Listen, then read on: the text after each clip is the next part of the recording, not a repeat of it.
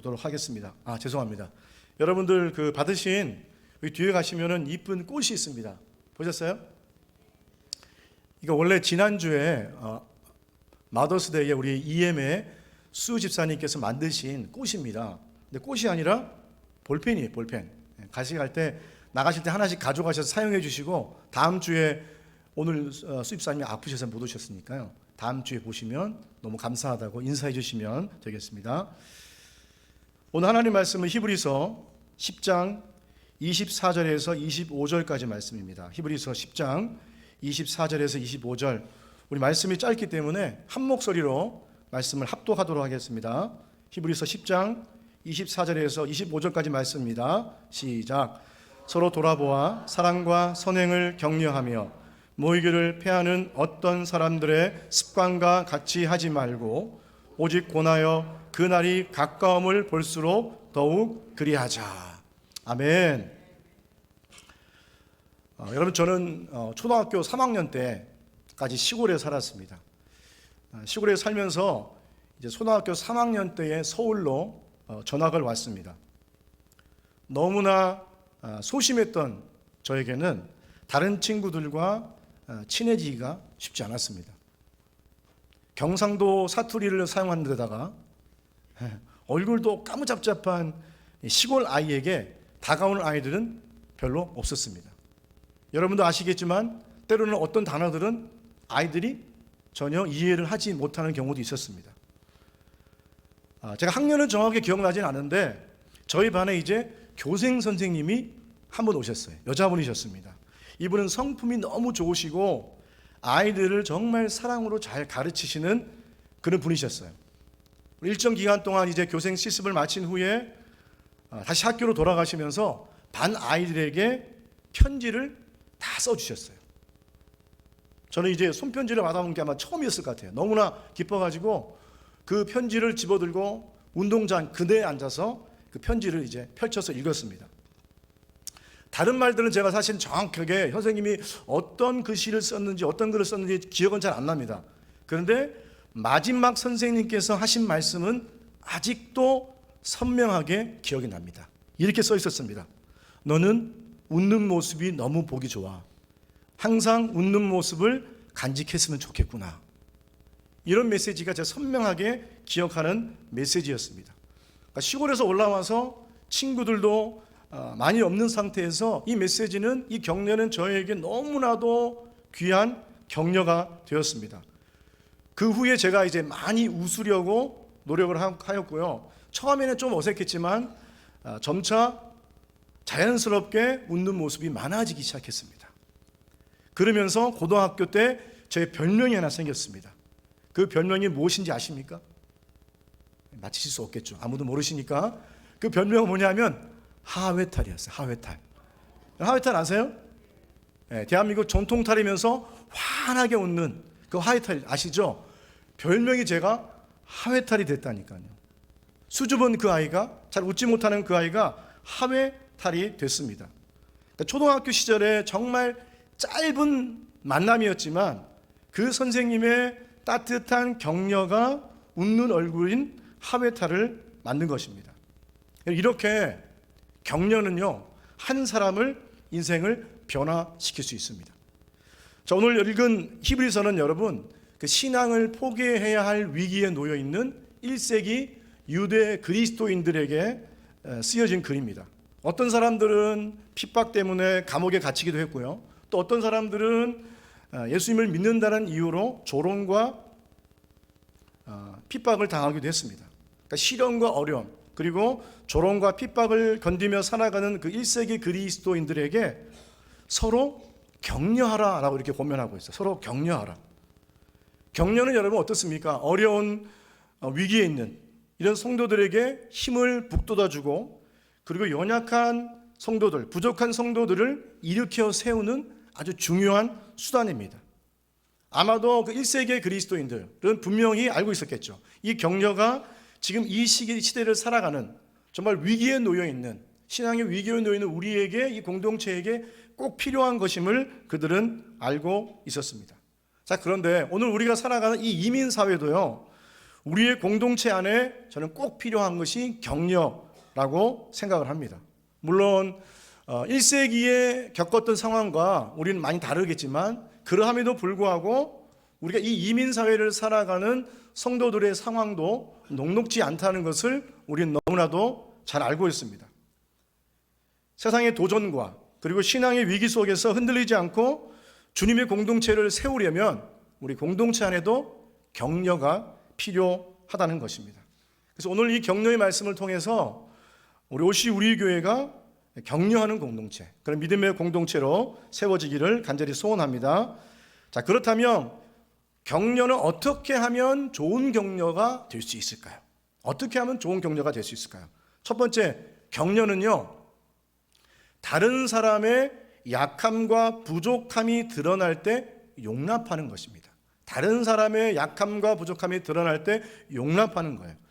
자, 오늘 본문 24절 말씀 보면 이런 말씀이 있습니다. 서로 돌아보아, 서로 돌아보아 라는 말씀이 이 본문 말씀에 등장을 합니다. 이 서로 보아, 돌아보아라는 이 단어는요, 주목하다 또는 관심을 가지다, 그리고 주의 깊게 관찰하다, 이런 뜻을 가지고 있습니다. 근데 이러한 단어가 쓰여진 모든 문맥을 종합해 보면 어떤 뜻이냐면 모두 주의 깊게 관찰하고 깊이 생각해야 된다라는 그런 의미예요. 주의 깊게 관찰하고 깊이 생각해야 된다. 그러니까 잠깐 다른 사람을 이렇게 눈으로 함께 보는 것, 이것을 의미하는 것이 아니라 그 사람의 상태와 필요를 주의 깊게 살펴보고 이해하고 돌보는 것, 이 의미가 뭐냐면 서로 돌아보다라는 바로 그런 의미입니다. 자, 이거를 우리가 공동체에 우리 적용을 해보면 어떤 의미냐면 우리 공동체 안에 있는 성도들이 영적으로 자랄 수 있도록 서로 돌아보라는 것이에요. 그리고 서로의 상황과 필요를 주의 깊게 살펴보고 그리스도 안에서 자랄 수 있도록 돌아보아야 한다는 바로 그런 의미입니다. 자, 이 의미를 조금 더 확장한 바울은요, 이 의미를 조금 더 크게 더 확장하고 있어요. 빌립보서 2장 3절에서 4절 말씀을 우리 함께 읽어보겠습니다. 아무 일이든지 다툼이나 허영으로 하지 말고 오직 겸손한 마음으로 각각 자기보다 남을 낮게 여기고 각각 자기 일을 돌볼 뿐더러 또한 각각 다른 사람들의 일을 돌보아 나의 기쁨을 충만하게 하라.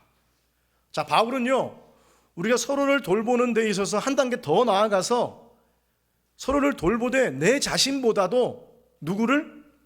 다른 사람들의 일을 더 돌아보라라고 말씀하고 있어요. 나보다 다른 사람을 더 낮게 여기고 다른 사람들의 일을 더 돌아보아야 한다라고 말씀하고 있습니다. 우리 교회 안에 많은 성도들이 있습니다. 그 성도들을 볼 때에 그 성도들의 영적인 성장을 위해 힘써야 되고 내가 영적으로 자라는 것도 중요하지만 우리 교회 안에 다른 성도들이 영적으로 자랄 수 있도록 주의 깊게 살펴보고 돌아보고 그리고 사랑하라라는 바로 그런 의미를 가지고 있다는 것입니다. 이렇게 여러분, 우리가 다른 성도들의 영적인 성장에 관심을 가지고 그 성도들을 돌아보면요, 그 성도들이 어떠한 어려움이 있는지 보이게 됩니다. 조금만 관심을 가지면 어려움 가운데 있는 분들이 보이죠. 대체적으로 기도가 필요하신 분들이 어떤 분이신가를 우리가 조금만 관심을 가지면 우리가 알 수 있다는 것입니다. 그런데 바로 이러한 어려움을 당한 순간, 개인의 약함과 부족함이 드러난 이 순간이요, 바로 영적인 돌봄이 가장 필요한 시기입니다. 격려에 가장 좋은 시간, 그리고 격려하기에 가장 좋은 타이밍이 바로 이 타이밍이에요.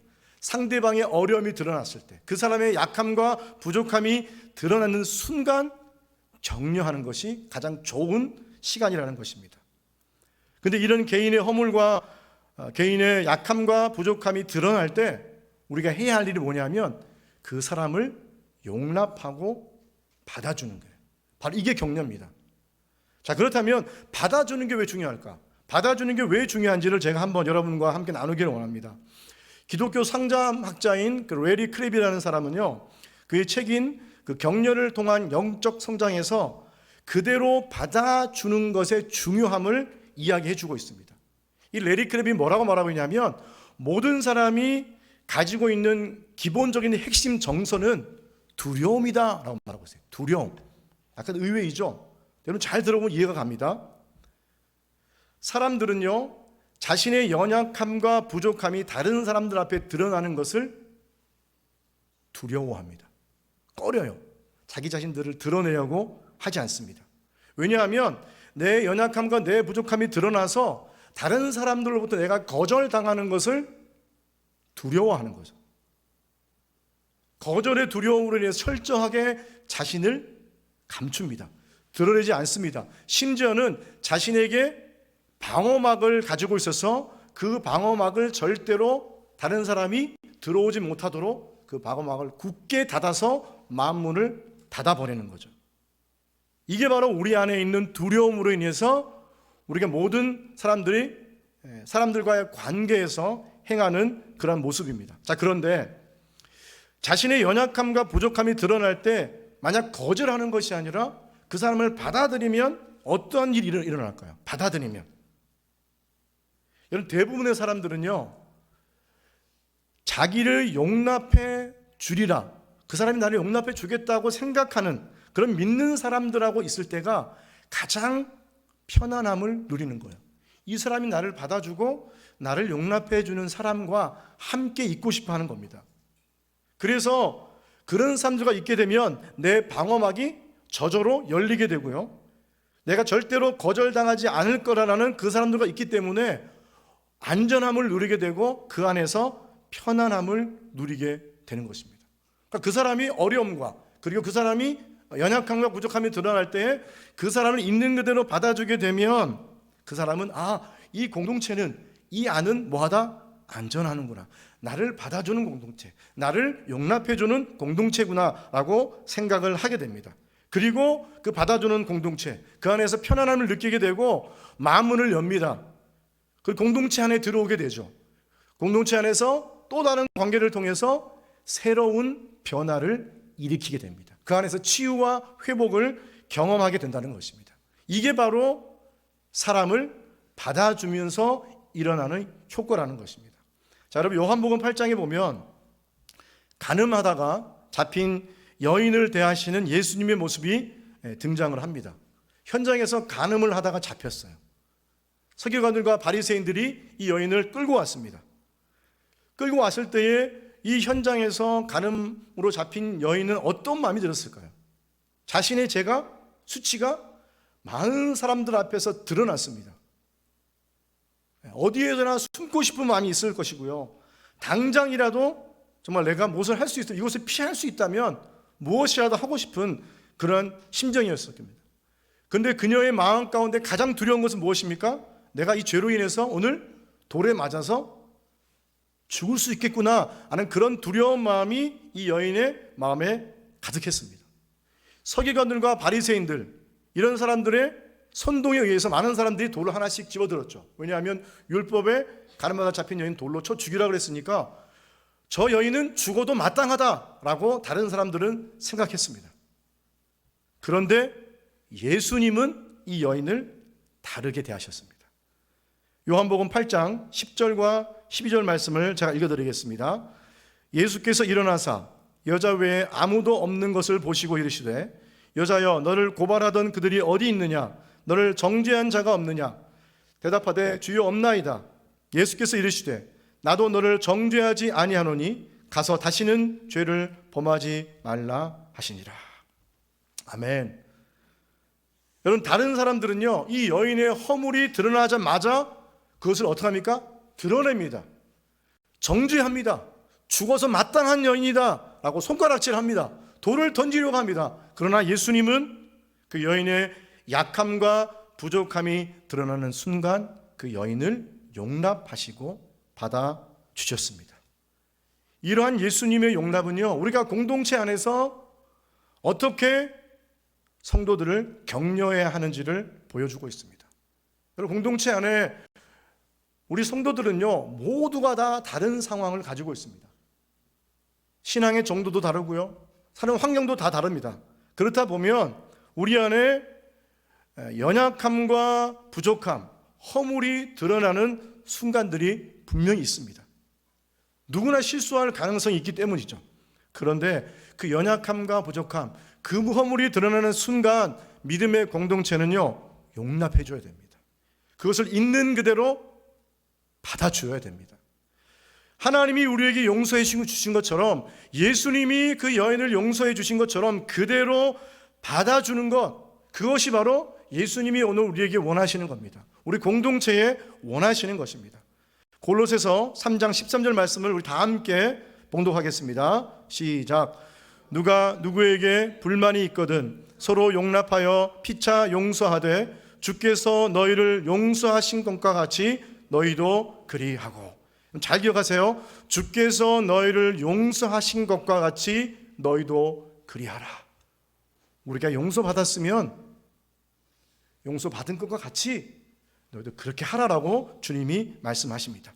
맥스 루카이드 목사님이 쓴 예수님처럼이라는 책에서 용서에 대해서 이렇게 쓰고 있습니다. 관계가 성공하는 것은 죄 있는 쪽이 벌을 받아서가 아니라 죄 없는 쪽에서 베푸는 긍휼 때문이다. 여러분, 관계가 성공하는 건요, 잘 기억하세요. 죄를 지은 사람이 벌을 받아서가 아니에요. 그게 아니라 죄 없는 쪽이 베푸는 긍휼 때문에 그 관계가 성공하는 것입니다. 여러분 주변에 아마 아직도 여러분들 이 관계에서 서먹서먹하고 해결되지 않은 관계가 있을 것이라고 믿습니다. 그럴 때 오늘 예수님이 하신 것처럼 그렇게 먼저 손을 내밀려 합니다. 죄 없는 쪽이 먼저 긍휼을 베풀어야 하는 것입니다. 사랑하는 성도 여러분, 이제 여러분 주변에서 혹시 성도들의 허물이 드러날 때, 성도들의 연약함과 부족함이 드러날 때 여러분 어떻게 하시겠습니까? 그럴 때 여러분 그냥 그분의 손을 잡아주세요. 그리고 누구나 그럴 수 있다고. 집사님, 장로님, 권사님, 누구나 그럴 수 있습니다 라고 하시고 힘내세요. 제가 기도하겠습니다. 이렇게 말씀하시면 되는 겁니다. 다른 사람들에게 말을 옮기는 것이 아니라 그냥 받아주시는 겁니다. 주님이 우리를 용납해 주신 것 같이 그냥 용납하고 받아주기만 하면 그분은 공동체 안에 들어와서 치유와 회복을 경험하게 될 것입니다. 두 번째는요, 여러분, 격려는 다른 사람의 아픔과 슬픔을 공감해 주는 것입니다. 다른 사람의 아픔과 슬픔을 공감해 주는 것. 자, 오늘 본문의 24절 말씀 보면 사랑과 선행을 격려하고 사랑과 선행을 격려하고라는 말씀이 등장을 합니다. 자, 사랑과 선행을 격려하고 라는 이 말씀은요, 사랑을 베풀고 선한 행동으로 격려하라라는 그런 말씀이에요. 사랑을 베풀고 선한 행동으로 격려하라. 자, 똑같이 우리 빌립보서 2장 1절과 2절 말씀을 함께 읽어보겠습니다. 빌립보서 2장 1절에서 2절 시작. 그러므로 그리스도 안에 무슨 권면이나 사랑의 무슨 위로나 성령의 무슨 교제나 긍휼이나 자비가 있거든 마음을 같이하여 같은 사랑을 가지고 뜻을 합하여 한 마음을 품어. 아멘. 그리스도 안에서 권면이나 위로나 교제가 있거든 뭘 하라고요? 같은 사랑을 가져야 된다라고 말씀하고 있어요. 같은 사랑을 가져야 된다. 이 두 절은 뭘 말씀하고 있냐면 격려의 동기에 대해서 한번 점검해 주고 있어요. 격려의 동기. 다른 사람을 여러분 격려하려면요, 뭐가 전제되어야 하냐면 사랑이 전제되어야 해요. 그 사람을 도우려면, 그 사람을 격려하려면 사랑이 전제가 되어야 합니다. 만약 사랑이 전제가 되지 않으면 어떤 일이 일어나는지 아세요? 어려움을 당한 성도, 그리고 연약함과 부족함이 당한 성도에게 가서 그 사람을 조종하거나 충고하거나 정죄하게 돼요. 사랑이 없으면. 그런 일들이 생긴다는 것입니다. 만약 여러분 주변에 내가 정말 친한 관계에 있는 어떤 분이 어려움을 당했다라고 생각해 보세요. 자, 많은 경우에는 우리가 어떻게 하냐면요, 그분을 찾아가서 그분의 일을 내가 해결해 주려고 해요. 그러다 보면 뭘 합니까? 충고를 하게 돼요. 충고를 하는데 충고를 주는 사람은 그분 생각에는 내가 진실한 마음을 담아서 너에게 충고를 하는가라고 문제를 해결을 해 주려고 합니다. 또 어떤 분은 어떻게 하냐면 그 상황을요, 영적으로 해석하는 거예요. 영적으로 해석해서 판단합니다. 정죄하는 거예요. 집사님, 내가 뭐라 그랬어? 주의를 잘 지키라고 했잖아. 또 어떤 분은 어떻게 말합니까? 하나님의 일에 더 헌신해야 되는 거야, 집사님, 권사님. 이렇게 말할 수 있어요. 물론 이런 말을 할 수 있습니다, 여러분. 그런데 그 어려움을 당한 성도는요, 진정으로 원하는 것이 여러분에게 이 문제를 해결해 주세요 라고 말하는 게 아니에요. 문제 좀 해결해 주세요 라고 말하는 게 아닙니다. 충고를 듣고 싶은 게 아니에요. 영적인 해석을, 영적인 권면을 듣고 싶은 게 아니라는 것입니다.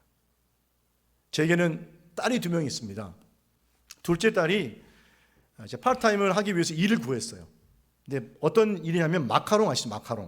마카롱을 만들고 또 마카롱과 함께 요즘 아이들이 좋아하는 갑자기 생각이 안 나네요. 탕후루, 네. 탕후루를 만드는 그러한 데 이제 들어가게 됐습니다. 근데 처음에 일하는 시간이 이제 제일 처음에 일하는 시간 5시간을 일을 하고 집으로 돌아왔어요. 집으로 돌아와서 하는 말이 너무 힘들었다는 거예요. 5시간 동안 자기가 청소만 하고 설거지만 하느라고 쉴 시간이 전혀 없었대요. 너무나 힘들었다는 거예요. 그러면서 자기가 내가 이 일을 해야 할지 말아야 할지 고민을 해봐야 할 것 같다, 이렇게 얘기하는 거예요. 그리고 그 다음날 저희가 와가지고 저 일 그만둘게요 라고 말을 하는 거예요. 하루 일을 해보고 단 5시간 일을 해보고 일을 그만두겠다고 이 아이가 저에게 말했습니다. 그럼 제가 어떻게 이 아이에게 얘기했을까요? 그렇게 하면 사회생활하기 힘들어. 야, 어떻게 한 번 해보고 어떻게 5시간밖에 안 해보고 일을 그만둔다고 하냐? 그러면 안 돼 라고 이렇게 제가 얘기를 했어요. 이 말을 들은 둘째가 이렇게 말했습니다. 아빠, 정말 고마워요. 제 생각이 너무 짧았네요. 앞으로 일할 때는 꼭 명심할게요. 이렇게 말했을까요? 이렇게 말 안 했죠. 이렇게 말하긴요, 말 안 했습니다. 근데 둘째는요, 앞에서 말을 잘 못해요. 나중에 들은 이야기인데 이렇게 말한 아빠에게 너무나 서운했다는 거예요. 너무나 서운했다는 거예요. 그러니까 아이들이요, 여러분 부모들, 아이들이 여러분한테 와가지고 막 힘들었다, 어렵다 얘기하면 그 이야기는 뭐예요? 여러분에게 뭐 충고를 해달라고, 이 문제를 해결해달라고, 권면해달라고 하는 것이 아니에요. 그냥 뭐예요? 들어달라는 얘기예요. 공감해달라는 이야기입니다. 충고를 원한 것도 아니고 힘든 것 이해해주고 수용하기 원하는 것들이 바로 우리 그 아이의 마음이었어요. 다시 말하면 자기의 어려움을 이해하고 그 마음을 뭐 해달라? 공감해달라는 거예요. 공감해달라. 자, 우리가 여러분 자주 범하는 실수가 있는데요, 저도 마찬가지인 것 같아요. 상대방의 입장에서 생각하지 않아요. 우리는 상대방에서 입장에서 생각하는 것을 잘 하지 못합니다. 뭘 생각합니까? 대부분 내 입장에서 내 경험을 가지고 이야기를 하는 경우가 너무나 많이 있어요. 근데 미국에 가면 여러분 공감 박물관이 있습니다. 어렵네요. 발음이 공감 박물관. 근데 이곳에 가면요, 인디언 속담에 나온 A mile in my shoes 라는 체험이 있어요. 체험 활동입니다. 이게 뭐냐 하면 모르는 사람의 신발을 바꿔 신고 걸어보는 체험이에요. 모르는 사람의 신발을 바꿔 신고 걸어보는 체험입니다. 그러니까 낯선 사람의 신발을 신은 채로 걸어보면서 이 사람이 어떻게 살아왔는지, 그리고 어떤 생각을 하고 있는지를 이해하기 위한 체험이에요. 그래서 이 체험 활동에 그 글씨가, 이런 글귀가 쓰여 있습니다. 그 글귀가 뭐냐 하면 이웃의 목화신을 신고 마일을 걸어보지 않고서는 그를 욕하거나 비난하거나 비판하지 말라. 마음에 와닿지 않으세요? 우리는 너무나 많이 다른 사람의 입장에서 생각해 보지 않는다는 거예요. 나의 경험만을 가지고 내 입장만을 고수할 때가 많이 있다는 것입니다. 그러나 상대방을 이해하려면요, 상대방의 입장과 처지에서 생각해 봐야 돼요. 그 사람의 신발을 신고 걸어봐야 그 사람의 상황과 처지를 이해할 수 있다는 것입니다. 그러므로 여러분, 우리는요, 다른 사람, 우리 공동체에 어떤 일이 당한 분이 계시면 그 상황과 처지에 놓여 있는지를 잘 알아봐야 돼요. 너무나 성급하게 말하려고 하지 말고 너무 빠르게 판단하지 말아야 합니다. 속도를 늦춰야 돼요. 하나님은요, 이 공감 능력이 너무나 뛰어나신 분이세요. 그렇죠, 여러분? 절대로 성급하지 않으시고요, 절대로 경솔하지 않으세요. 이사야서 42장 3절 다 함께 한번 읽어볼까요? 시작. 상한 갈대를 꺾지 아니하며 꺼져가는 등불을 끄지 아니하고 진실로 정의를 시행하실 것이며. 하나님은요, 우리가 상한 갈대라는 사실을 너무나 잘 알고 계세요. 우리가 꺼져가는 등불에 놓여 있다는 것을 너무나 잘 알고 계세요. 우리는 어떻습니까? 무심코 산길을 지나가다가, 길을 지나가다가 가지 하나가 구부러지고 그리고 꺾인 채 있으면 좀 이상하다 싶으면 어떻게 해요? 그 가지를 그냥 툭 잘라서 버리잖아요. 근데 하나님은요, 우리의 인생을 그렇게 꺾어버릴 생각을 절대 하지 않으세요. 오히려 우리에게 은혜로 다가오셔서 위로해 주시고 우리를 강하게 하시고 격려하시고 회복시켜 주신다는 거예요. 우리를 너무나 잘 아시는 거죠. 주위에 아무도 없을 것 같을 때에 하나님은 우리의 옆에 계시고요, 나를 누구도 보살펴주지 않을 것 같을 때 아버지는 바로 우리를 살펴주신다는 것입니다. 우리가 얼마나 다쳤는지 아무도 모를 것 같은데 하나님은 우리의 상처를 싸매주시는 거죠. 왜요? 하나님은 우리의 악함과 아픔과 상처를 공감해 주시기 때문입니다. 사랑하는 성도 여러분, 여러분 주변에 어려움과 고난으로 인해 힘들어 하는 분이 계십니까? 그럴 때 그분에게 다가가서 문제를 해결해 주거나 충고하거나 권면을 하지 말고 그냥 힘들어하는 그분의 이야기를 들어주고 공감해 주시기 바랍니다. 들어주시기 바랍니다. 하나님께서 우리의 아픔과 상처를 아시고 함께 아파하시는 것처럼 그렇게 하시면 되는 것입니다. 마지막 세 번째입니다. 마지막 세 번째는 격려는 다른 사람들의 삶을 위해 헌신하는 것입니다. 조금 아마 여러분들 의아해하실 수 있어요. 격려는 다른 사람의 삶을 위해 헌신하는 거다. 이게 무슨 이야기일까? 자, 25절 말씀 보면 이런 말씀이 있습니다. 모이기를 패하는 어떤 사람들의 습관과 같이 하지 말고 오직 권면하여 그날이 가까움을 볼수록 그리하자. 더욱 그리하자. 가까움을 볼수록 더욱 그리하자. 오직 권하여 그날이 가까움을 볼수록 더욱 그리하자라고 말씀하고 있어요. 그러니까 더욱 그렇게 하자, 더욱 격려하자라는 이야기입니다. 자, 그런데 더욱 그리하자, 더욱 격려하자라는 이 말 안에 저는 조금 더 깊은 의미가 담겨 있을 것이라고 생각을 했어요. 왜냐하면 히브리서가 쓰여질 이 당시에는 이제 재림의 때를 기다리고 있는 그런 성도들이었잖아요. 그러면서 이분들의 습관이 뭐냐? 이제는 교회가 더 이상 모이려고 하지 않는 거예요. 잘 모이려고 하지 않아요. 근데 그러한 모이려고 하지 않은 습관을 따르지 말고 너희가 어떻게 된다? 더 모여야 한다. 그리고 더 격려해야 한다라고 말하고 있는 거예요. 그러니까 이런 의미를 보면 더욱 격려하는 것, 그리고 더 깊게 격려해야 한다라고 그렇게 우리에게 헌신을 요구하는 그런 단어 같습니다. 격려를 통한 성장을 기록한 레리 크랩은요, 여기서 이 본문을 통해서 뭐라고 말씀하고 있냐면 전적으로 헌신해야 한다. 격려는 다른 사람에게 전적으로 헌신하는 것이다 라고 그렇게 이야기를 했어요. 여러분, 우리 지금까지 나눴던 말씀 기억하시죠? 첫 번째는 뭐였죠? 격려는 다른 사람들 약함과 부족함이 드러났을 때에 용납하고 받아주는 거다. 그리고 격려는 상대방의 어려움과 슬픔을 공감해 주는 거다라고 얘기했죠. 근데 한 가지가 더 있어요. 좀 더 앞으로 나아가야 돼요. 어떻게 나아가야 되느냐? 상대방의 어려움과 슬픔을 공감한 후에 그 사람의 필요를 알고 그 사람의 필요를 채워주는 것까지 가야 되는 것입니다. 주님을 나누어주는 거예요. 바로 이게 궁극적으로 해야 할 전적인 헌신의 모습이라는 것입니다. 내가 원하는 것을 얻고자 하는 게 격려가 아니에요, 여러분. 내가 얻고자 하는 것을 하는 게 격려가 아니라 상대방의 필요를 먼저 채워주고 그 사람의 어려움과 그 사람의 슬픔에 찾아가서 그 필요를 채워줘야 한다는 것이에요. 이것이 뭐야? 바로 진정한 격려라고 우리에게 말하고 있습니다. 사실 저도 설교를 준비하면서 나는 어떻게 격려하고 있을까? 나는 격려를 잘하고 있을까라는 것들을 살펴보았을 때 사실 저도 부끄러움이 많았습니다. 그리고 이 격려를 할 때 그 사람에게 찾아가서 그 사람의 피로를 채워주는 것까지는 사실은 생각을 잘 하지 못했어요. 그런데 오늘 하나님은 우리에게 그것을 원하고 계시다는 것입니다. 레리 크립의 말을 빌리면 이 전적인 헌신에 대해서 이렇게 말하고 있습니다.